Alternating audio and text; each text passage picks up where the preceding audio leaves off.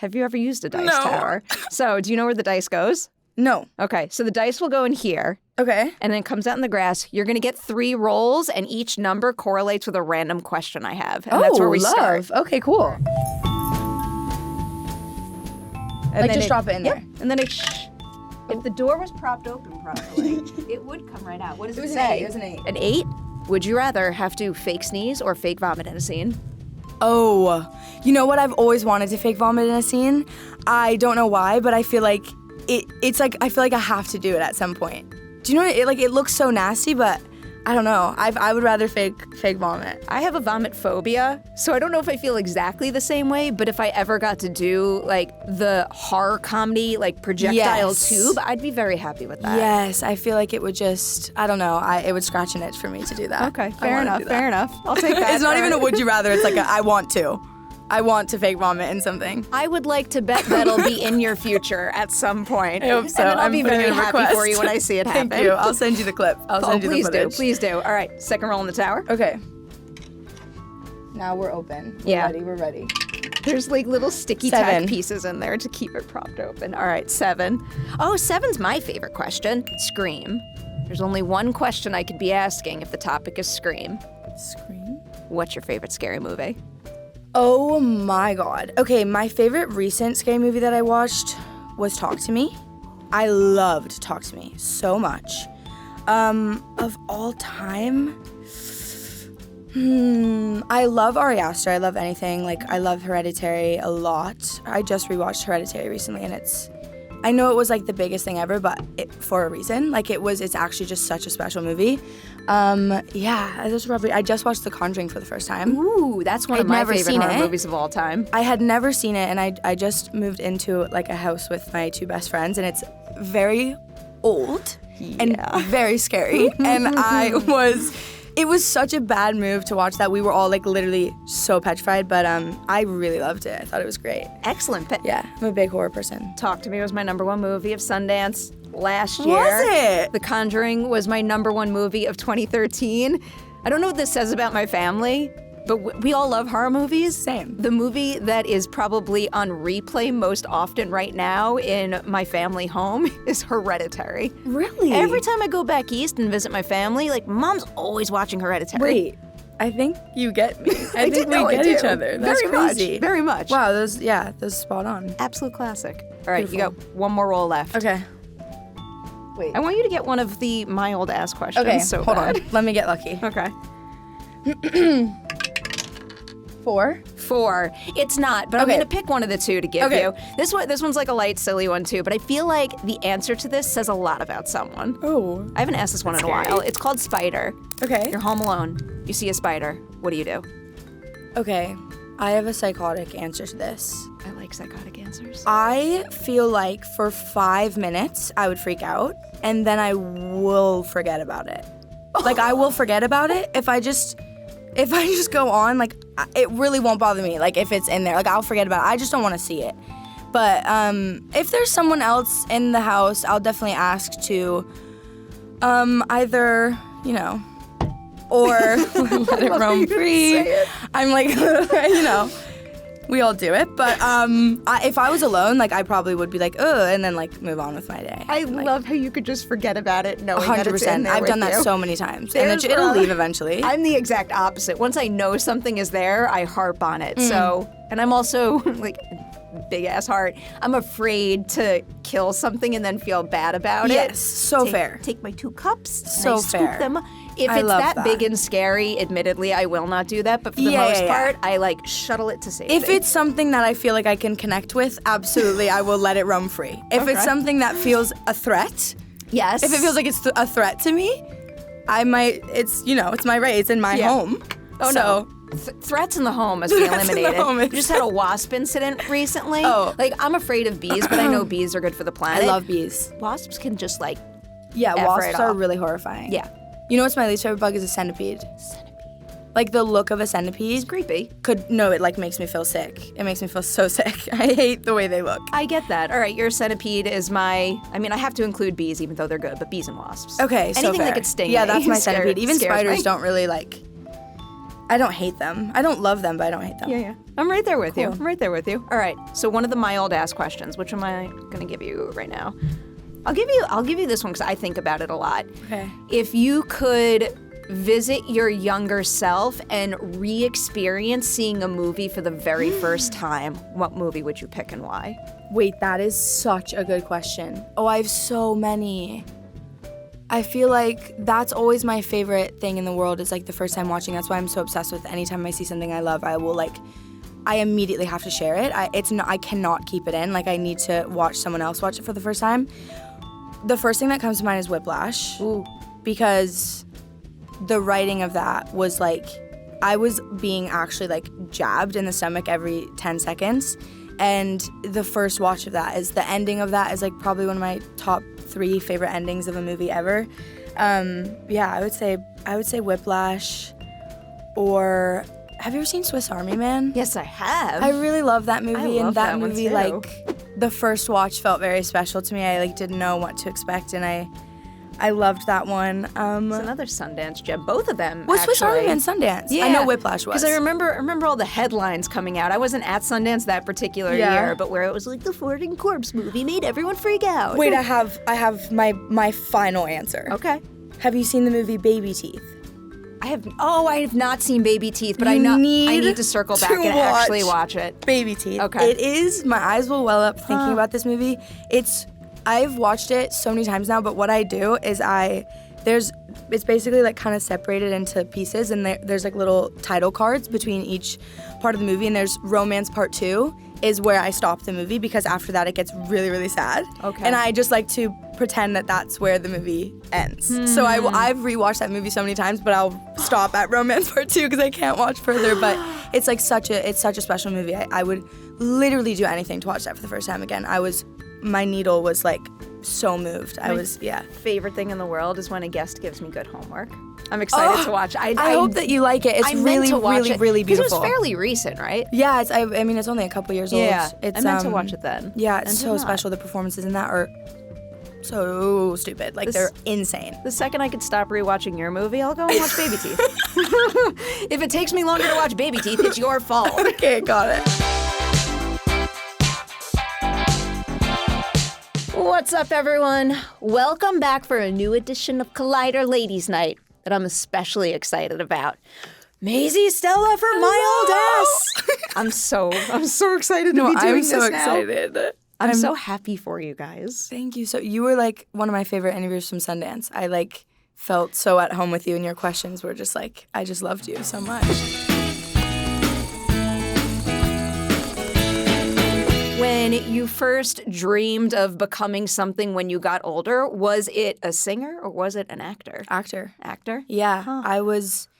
It was always my thing. I mean, I grew up I came to Nashville pretty young, but we didn't have cable TV. Like, the first TV that we bought was when we got on TV, so we could watch the show that we were on. Oh, so that's wild. Yeah, I grew up with like no cable, and watching movies would be on like VHS, and it was like a very stand-alone like experience for me, and it was always very special. And I remember the movie The Labyrinth, which was my sister's like all-time absolute favorite. She could quote it start to finish. Like, she has, the big tattoo on her arm of it. It's like very, very special to our family, that movie. And anything that like that when I was younger that I'd watch that I felt like I would legit like fall in, like I didn't have a body anymore. I was just like actually in the movie, and I just like craved being a part of it so bad.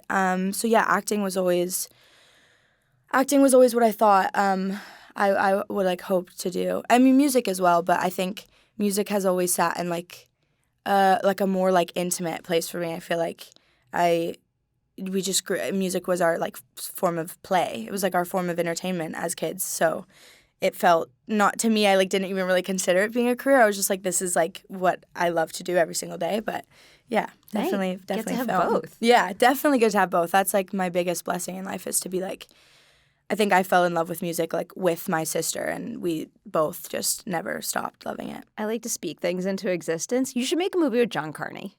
Wait, John, I don't know who that is. Sing Street, and just did Don't Flower and Son. talk about Sing Street.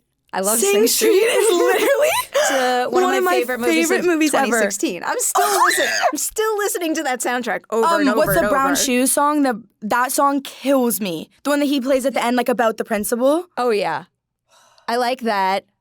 I love how now I can't think of the name of the song. Oh my God, what is it called? Is it the one that makes her cry? And Drive It. Oh, Drive It Like You Stole It. Drive It Like You Stole It. Yes. Thank you. Yes. Oh my God. That is on every playlist I have.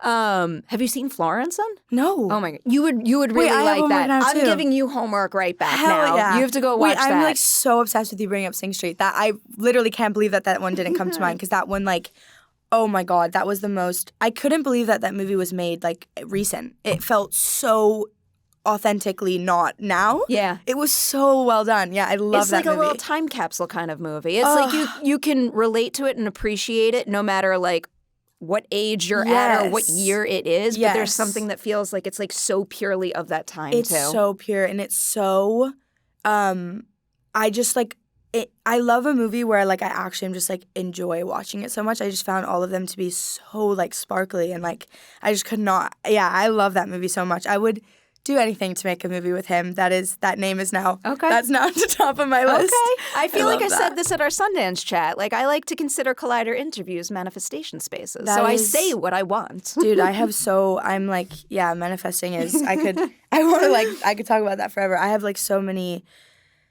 I have like pages out of my like journal from way before My Old Ass. Like when after I auditioned for Fallout and met with, like I did a call with Megan and like literally fell in love with her on the spot. And I would write in my journal, do you know what the 3-6-9 method is? This is like 3-6-9 it's like method. A manifestation method that you write like the name of the person 3 times, like your intention 6 times and the outcome 9 times, something along those lines. And I did that obsessively. I'd write like Megan Park, like I'm in her next movie. I work with her someday. I literally have like physical evidence of me manifesting it. And then the second I got the script too, I was like, obsessive with it. I feel like that's what I'm gonna do when I go. Yeah, literally do it. No, 3-6-9 method. It's powerful. I had another fun because you mentioned your sister's labyrinth tattoo. Mm-hmm. If you had to get a movie tattoo, what would you get and why? Oh my goodness, a movie tattoo. I wanted to get for a second the Fleabag, I Love You, It'll Pass, because I loved Fleabag so much. That's not a movie, though. I'll take a TV one. Did you watch Fleabag? I did watch Fleabag. I loved Fleabag. Yeah. Really a lot. I think also my attachment to Fleabag has a lot to do with, like, where I was at during watching that. Do you have movies where, like... Without a doubt. It's, like, it's, like, even if I watched the movie when I was, like, maybe in a clear, perfect headspace, I maybe wouldn't have been as obsessed. But, like, I really, like, I mean, I would have been obsessed with Fleabag regardless, but... I like watched that show in like kind of a like gutted space already. So I was like the target audience for that. So that show like really stuck with me. That's a good answer. Yeah. That's like one of the most beautiful things about movies and shows is it can mean something to you at one point in your life and then you could revisit it later on and it could still have some of that value, but also like morph into something new based on where your head is at the time. 100%. I love that. I'm also really bad with movie quotes for some reason. I'm really bad with movie quotes because I also am like, I feel like I'm moved by so many things. Like there's so many lines in Baby Teeth. There's so that like actually like so same like Whiplash, like any of the things that we've talked about, Sing Street. There's so many lines that feel like they like mean so much that like I don't like pick ones to remember. I couldn't remember Drive It Like You Stole It. Do you know what I mean? There you go. You know how you fix that problem? How? You get a movie quote tattooed on you. Sick. I'll do that. Hold On to Your Butts. Not that I'd ever forget What is that from? It's from Jurassic Park. Oh my God. Sam Jackson wrote it on a piece of paper for me. Took that paper. I didn't like put it on my butt. It's on my leg, but it's there. Now I can never forget really it. Unreal. That's really unreal. I like movie tattoos, clearly. So the next stage in your journey is you decide you want to be an actor and you book a great gig on Nashville. Now looking back, what is something about the experience of making that show that makes you think, I am so glad my first big acting experience was on that set with those people? Oh my God. Everything.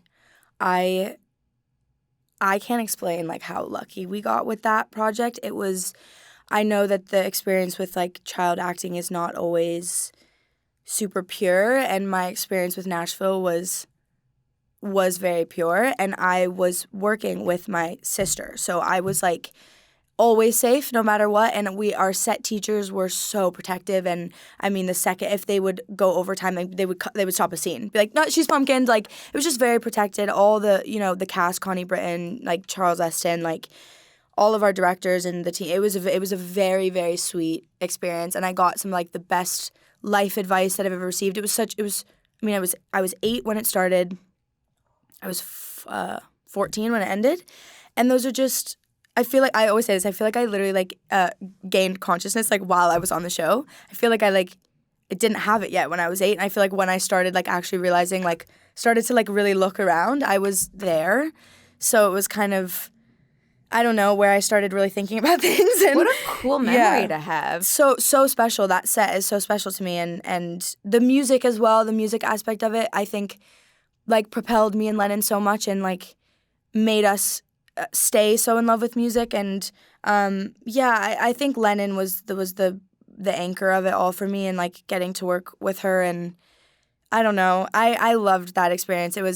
I was very happy when I was filming that. The only thing I craved was but I got such a normalcy as well. Like I had so many friends that were went to public school. They would take me to school dances. They would, I would go trick-or-treating every year. I'd go to summer camp every year. Like I did a lot I didn't feel like a child actor, especially like living in Nashville. It's like different than being here, you know? Yeah. I feel like there's once you're in the Hollywood bubble, you are firmly in the bubble, and it's your existence 24/7. For sure. It's just a lot more consuming. I feel like all consuming. In Nashville, it was I was a kid that was I was learning lines. I loved it. I had so much fun, but I was also I had a very normal life. It was, I feel like great. Nashville might be the answer to this now that you've said all of that. But a lot of folks that I've spoken to that started acting very, very young have mentioned, when you first start out, you're kind of just doing what you're told. So it makes me wonder, do you remember the very first time you felt like you were being treated like an adult on set, where you were able to speak up and your voice was heard and it mattered? Oof. I would say definitely on My Old Ass, because it wasn't that I wasn't, listened to or heard on Nashville, because I absolutely was, but I was a child, and they all had kind of known me since I was really, really young. So I feel like that was kind of our dynamic. Was always I was really just the little one, and on My Old Ass it was Megan Park, the way that she treated me and spoke to me, and I felt like I was really, really heard and believed in a way that helped me a lot, I think, in my real life. I know it sounds kind of cringe, but it really did. The experience of My Old Ass was much more than a movie to me. It was very, it's even weird to think of it coming out now, because I just feel like I've been so involved in it for so long now. I'm like, this can't be how it always is. I'm so obsessed with it. But yeah.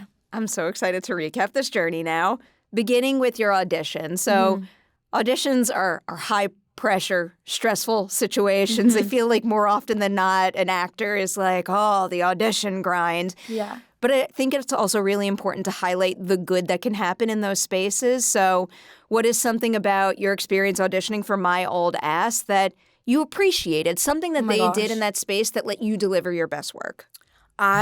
First of all, I love auditioning. Ooh, I like hearing always that. Have. I do a lot of tapes because I live in Nashville. So I'll fly out when I get a call back. But I love auditioning. I love taping. I literally think I've passed on maybe 3 tapes since I was 8 years old.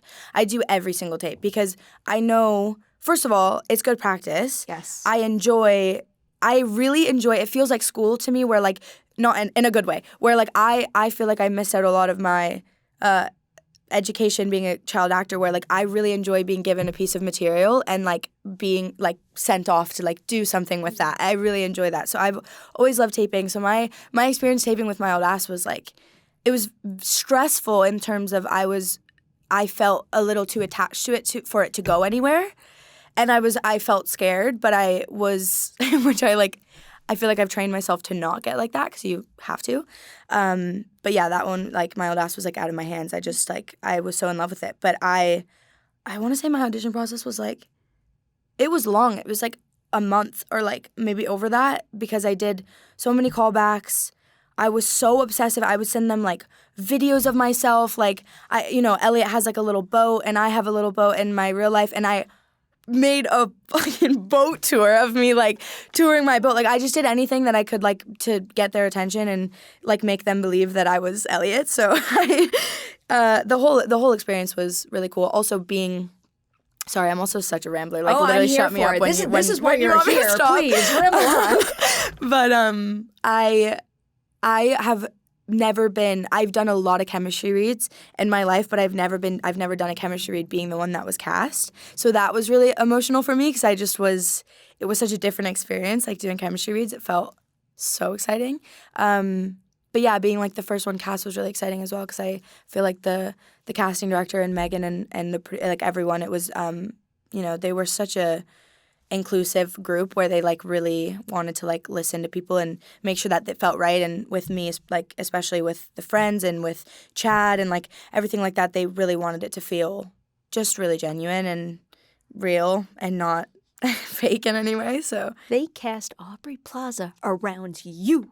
Like so that part does make me feel sick.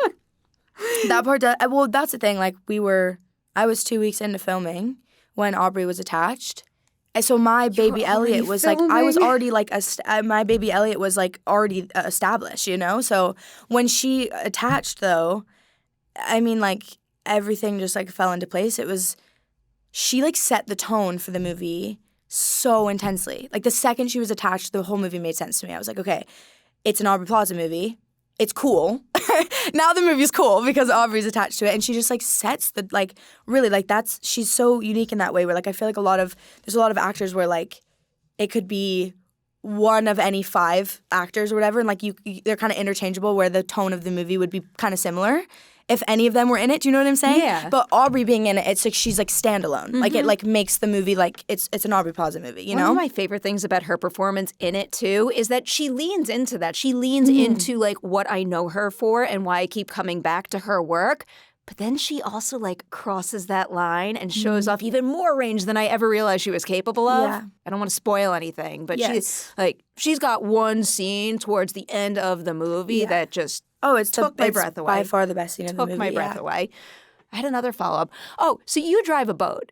Yeah. Like a boat like that. Yeah, but it's so funny. I didn't have I don't know if Megan added this because of me, but I don't have a boating license in real life. Makes sense. But I drive the boat. So. You can't do that. But you can just see in the movie that you're doing it with like not a recently trained level of confidence, but you know what you're Thanks. Seriously. I was very impressed. I feel like I would do something like that and tip the boat or fall out of it. I did take a lot of lessons. I did I did tractor driving lessons, which was very cool. That is cool. But I knew how to drive stick, like, so that it was not super hard for me to learn that. I probably would have been really overwhelmed if I didn't, but I did a lot of boat training as well because when I like hit the docks, that was all real, and I took a lot of focus to like be saying lines while like perfectly nicking the boat, but not too hard to where it like is hurting people and like you want to catch the right part. Yeah, I went to school for film producing, and every once in a while those things like kick off in my brain, and I'm watching them like,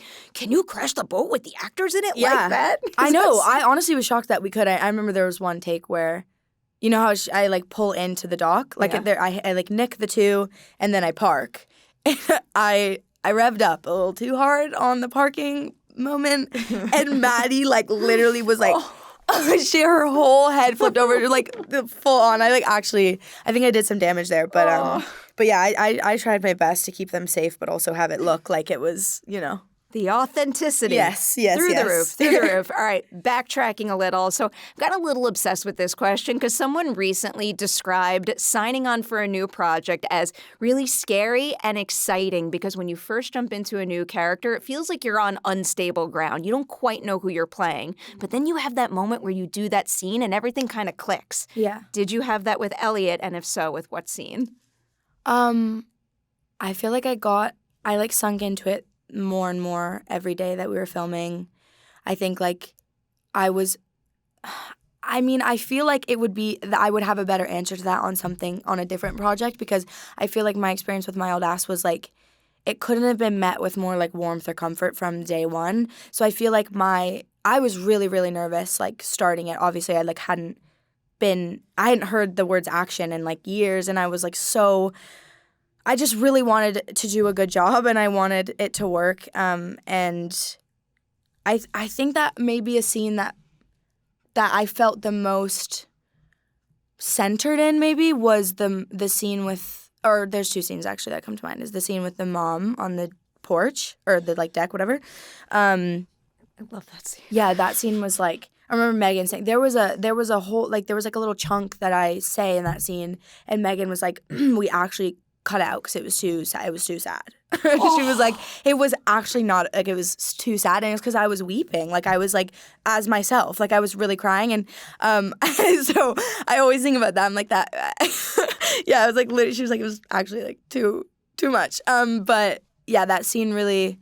I mean, from the time I read the script, I was so moved by it. But it definitely like I think unlocked Elliott for me in a lot of ways. A lot of the emotional things made me feel like Elliott more a little bit. I don't know. That's another one of my favorite scenes in the movie, and I am a big believer, and always have been, that Maria needs more credit for her work. She is so wonderful. She's in literally everything, and I know. it just feels like she's not in the spotlight as much as she deserves. I know. She's like, oh my gosh, she's so grounded, and she had this ability too in My Old Ass. I mean, every time I watch the scene where at the beginning when she like comes in after I get back from my birthday, and she's like, oh, I'll just leave you to it. And she like grabs the mugs and walks out.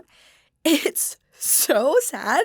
It's so sad. And she's not trying, she's not even like, it's not over the top in any way. Like it's so real, and it like, oh my God, it hurts. And it makes you think of like your own mom. Every time I was filming with her, I was like, I kept having these feelings of like, my mom, like, it just like, you know what I mean? She's like, mom hurt. Like she really killed that aspect of it so much. She's so good. I have so many follow-ups. I feel like I'm like all over the place road mat wise, but you just brought this up. So I did want to ask it. So you did Nashville, and then I believe there was like a really long period of time where you didn't act, and then My Old Ass was your first thing back at it. Yeah. What did you do during that break? And then why did now feel like the right time to jump back into acting? I did. Okay, so I finished when I was 14, and I started when I was 18. So it was like 3.5, like almost 4 years.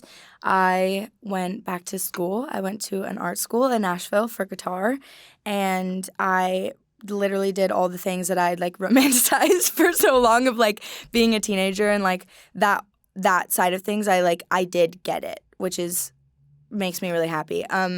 I think in that the time that I was away from acting was like the time that I really was most eager and most in love with it. I think because I had always had it like literally in my hands physically from being on Nashville for so long, I literally didn't consider it ever ending. Like I was like, oh, this is my life. Like I forgot that it could go anywhere. And so after I stopped doing Nashville, I think I realized how much it wasn't just like a comfort thing of like, this is all I know and I don't know what to do like elsewhere. Like I think I consumed so much film and so much art in the time that I was off of it, of not filming anything and not working, that I was like, I knew in my bones that it was like what I wanted to do, and the level of inspiration that I felt from watching other like I was such a consumer like in those years. And I don't know, I always, my mom always said that she was like, the second you turn 18, like you're gone.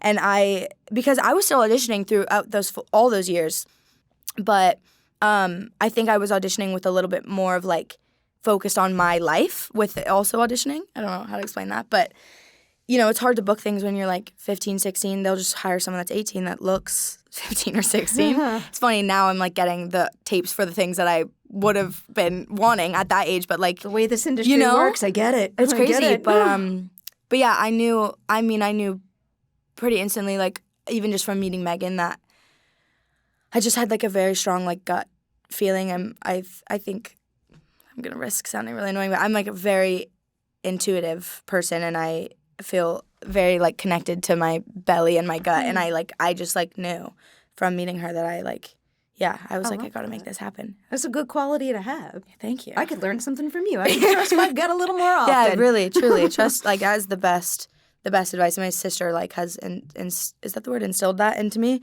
Yeah, she's always been that. It's such a beautiful thing. Yeah. All right, I'm veering right back to my old ass now because we were just talking about Maria, and I kind of want to open this up to the whole ensemble. It's a big question, but I love the fact that there's so many different approaches to acting out there.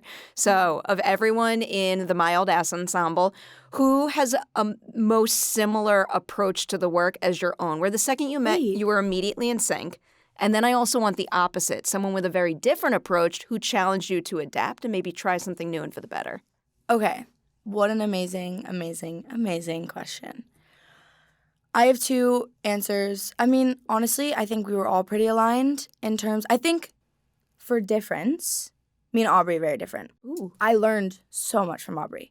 But Aubrey is just like such an artist. And I think that she's so, how do I even explain it? Like, when I did a scene with her, like, she was so collaborative, like, so supportive is the word, like, so supportive, like, before and after, before she'd be like, what can I do for you in this scene that, is gonna help you out, and then after the scene would, like, give me so much validation and even, like, put herself down, being like, oh, I fucked that up, but you did so amazing, and just was, like, so kind to me, but, like, I think she's so loose and, like, is so brilliant with improv, and I think that filming with her, like, definitely loosened me up for the rest of filming. So I think our approaches were different probably at the start, but I think I adapted to be, like, more like her because for the better. Like, it helped me. I don't think I didn't change in, like, a way that was not authentic. Like, it more brought something out of me, less changed me. I think that Percy and I, like, he had a very similar approach to things where it's just very, very, like, the goal is always to be natural and to feel like you're kind of just watching people and, like, that don't know that they're being filmed. I think I was really, I guess it's hard when you're, sorry, I'm really rambling, but it's hard when you're, like, I remember, like, when you're 18 and, like, you care what you look like and you care what your body looks like and all these things, but, like, I really tried to just, like, not think about what I looked like when I'm, like, I tried to forget that there were cameras on me, and I think that was, like, the same thing as, like, Percy was really good for that, and Maddie and Crease the same. Like, they are so fun, and, like, I think that we had a similar approach to things, and yeah, I don't know. I like all those. And I feel like you see a lot of what you described in the movie. I mean, the movie, like, all your performances are so wildly authentic and natural. It's just, like, split sec. I mean, really, honestly, with the boat scene and bumping into things at the very beginning, it feels like their world is real and it's whole right out the gate. And that automatically envelops a viewer in the movie the second it starts. Yeah. It's so important. I love that. Thank you. I'm also obsessed with Carice. Okay, why? Maybe don't talk about her because I, first of all, start crying and I'll not be able to stop talking about her. I'm so obsessed with them, like so. We've crossed paths quite a few times since Sundance. Like, everything that I saw there is like, I know, Carice loves you. What, like a ray of light and, like, burst of energy in a space. I know, truly. I mean, Carice was. Also, I think about it a lot because me and Maddie grew up together. Me and Maddie have literally been best friends since we were 9 and 10. So, then being a trio, I feel like it would take a very specific person to come in and kind of, like, match this, like, knowing. And, like, obviously you want to be, like, immediately inclusive, but it's, like, it is kind of hard to, like, match energy when, like, we are so familiar with each other and we know each other so well. And Carice really just was the actual perfect piece to the puzzle. And she, I don't know, I loved our dynamic as a trio as well. And Carice I found her energy to be so helpful. When we were filming, and I found still to this day, like, whenever, I see them for the content day, and, like, I just find Carice to be, like, very helpful to me. I don't know how to explain it. Like, makes me instantly comfortable, and she literally lights up a room when she walks in. It's insane. Literally walk into any space and just be, like, 100% like herself. That is my favorite thing too. Like, I feel like I always notice when someone is consistent, like just a consistent human that, like, no matter who they meet, no matter what room they're in, they're the same. And, like, that is how I feel about Carice. Is she's, like, so herself and she's like such a big character in such a beautiful way, and like never dulls herself down or like mutes herself at all for anything. I just find her so like inspiring and beautiful, and yeah. I don't blame you one bit. I have a very specific question that I had wrote down because I've watched the movie 3 times and I kept trying to like watch it 3 times. It's going to be a frequent rewatch 3 for me. times? Well, that makes me so there's happy. also like really like genius and again like timeless, and it doesn't matter what age you're at, like really smart ideas that I think anyone would benefit from thinking about often. Like no matter which age range you fall into, I feel like it's just like it's important to stop and think, at least more broadly, like what would my future self think of what I'm doing right now? Or if you're older, what would my younger self think of where I am? I just think it's a good thing to be reminded of often. The specific detail, what's on her necklace? On her necklace? She wears a chain, and then at one point in the beginning, like Aubrey has it too. Wait, this is so funny. I don't know if anyone has ever asked about this, but I like can't believe what I'm about to tell you what it says on it. First of all, there's 2 things. I wore it for the whole movie, and then she there's a little skeleton on it, and then there's another. I'm so excited. It's so vulgar. There's a little like circled pendant that literally says "Kiss me where I pee." I am so glad I asked this question. I know, me too. Honestly, like what the hell? I feel like that was one that we were like, no one's ever gonna know that it says that. Like it's just for us. But I think that I want to say that Megan had a necklace at one point that said that when she was like younger. She's a little freak, but yeah, that's amazing. I'm actually like so obsessed with you asking that. I feel like someone should like at the studio should manufacture and sell those now. 100%. I still have that necklace. I kept it. That's that makes me happy too. Yeah. I'm obsessed with like a little bit of a hoarder. I have many memories and many things I've collected. Me too. I'm such a knick-knack person. I love when actors take, not that it's a must, but I love when actors take stuff from set that means something. Yes, I always try. I took quite a few. I wear a pair of Elliott's pants every other day. I took a lot. You know what I did do? I kept a pair of Elliott's dirty socks, and then I made Megan Park a sock monkey out of the dirty socks as a wrap gift. I was just like this like wonky like sewn together sock monkey out of my like muddy dirty Elliott socks. I keep everything. I just did a movie too that I kept like a spelling bee trophy that was like in my character's room, and I always like try to find like a little thing that I can. I love it. Yeah. I love it. All right, we're like almost at the end of Ladies' Night. I can't believe it. This time like flew by again. I have to ask you about an upcoming movie, and I'll preface this by saying, if there's anything you can't answer, fear not. I am not here to get you in trouble. Okay. I think it's I have probably none. I probably can't. I think I have semi-safe questions, but probably no surprise. I'm a big fan of David Robert Mitchell. Of course, big fan. So I have to ask about Flowervale Street. Yeah. All right. Here's I think what a first safe question is. So part of the reason why I love him as a filmmaker is because I find that he is a one-of-a-kind visionary. Like no one can make his movies the way that he can, and I love that. Working with him on set, is there anything you saw him do that could maybe contribute to that happening? Something that he does as a director that's one of a kind? Oh my gosh. He's so interesting, and he's so smart. Like he's so well thought out and so smart, and I would like literally kill to like look through his eyes for a day, because I really do believe that he like sees the world in cinematography. Like, yeah, his choices are so wonderful. His choices are so unique. It Follows was one of my favorite movies forever. Like me, when I opened the email and saw his name, I recognized his name from It Follows and was like immediately so excited. I think he's like actual mega genius, and working with him was very, very inspiring in terms of like he's a true director. Like he is literally a visionary. Yeah, he's so brilliant. I don't know if like in a specific way. I think the concepts of Flowervale and the tone of Flowervale is like super specific, and I think that he had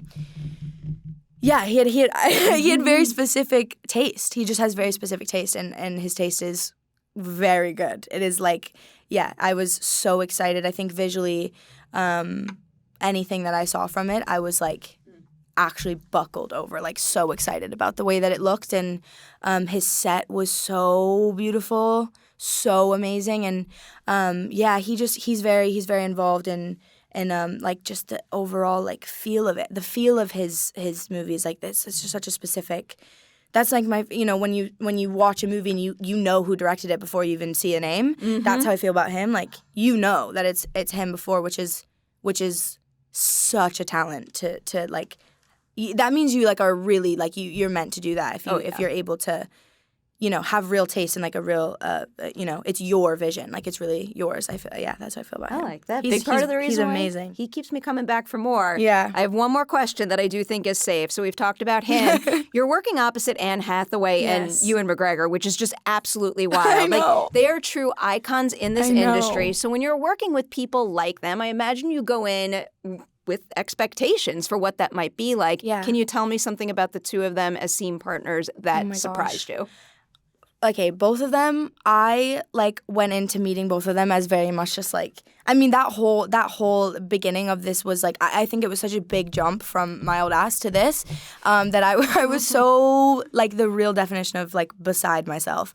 But I was like so disarmed. Like immediately I was just, Annie was so motherly to me and Christian, who plays my brother. Like, she literally, was, giving us electrolytes to put in our water and, like, was just making sure, like, that we were good at all times. And Ewan was literally, like, the heart. Like, he's so funny, and so just kind and good. Like, I felt like our connection as a family was very good and, like, felt very grounded. And I think that it's a very important part of the movie for it to work, that you really feel this family loves each other and is like very needs each other. And I think that we like quickly fell into a very comfortable and realistic family dynamic, which was so lovely. And yeah, honestly, I could not have gotten luckier with Annie and Ewan, especially like so early on in my career.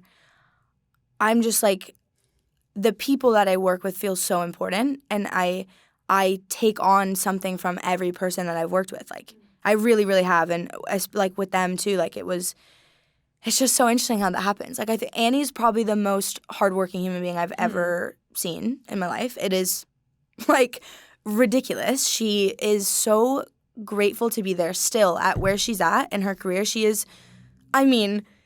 she's at the very top. Like she really is, and she was literally, not one complaint, not one anything. She was just excited to be there and grateful to be there. And I feel like that was something that I really made sure to take from her, was like to just never not be grateful and excited to be there. It is always going to be a cool thing.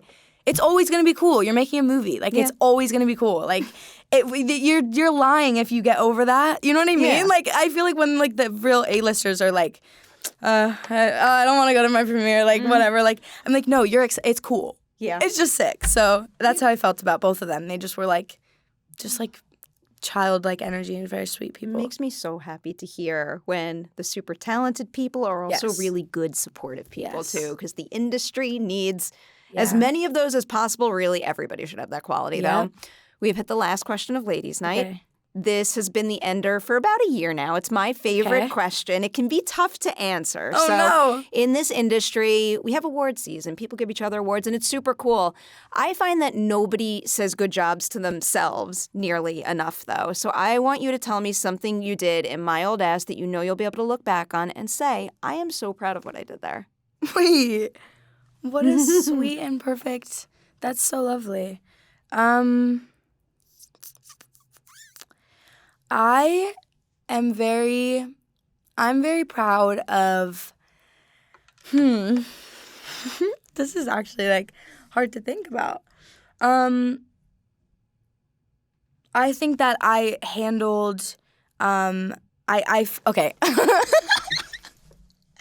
I think that I handled the amount that I was filming and that I was doing really well. I think that we all, like, it was such an enjoyable experience for me, and I also think that I did a really good job of literally taking it all in. Like, that was really important for me. I remember, like, before I started it, like, me and Megan had a conversation about, like, she was like, it's like a wedding. Like, you'll blink and it's over.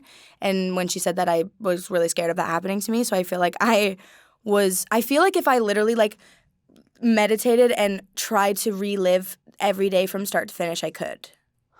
Like I was just very attentive and like I really listened to people. I think I think that's why that experience was like so formative for me, just because I was like such a little sponge. I was like so green going into it, and yeah, I think I'm proud of myself for that. I was very like, yeah. That's such a beautiful thing. Really like, again, I'm going to take some of that and keep it for myself, because living in the moment's something I could be better at. Yeah. I'm going to say huge congratulations on My Old Ass Thank you again. so much for having me.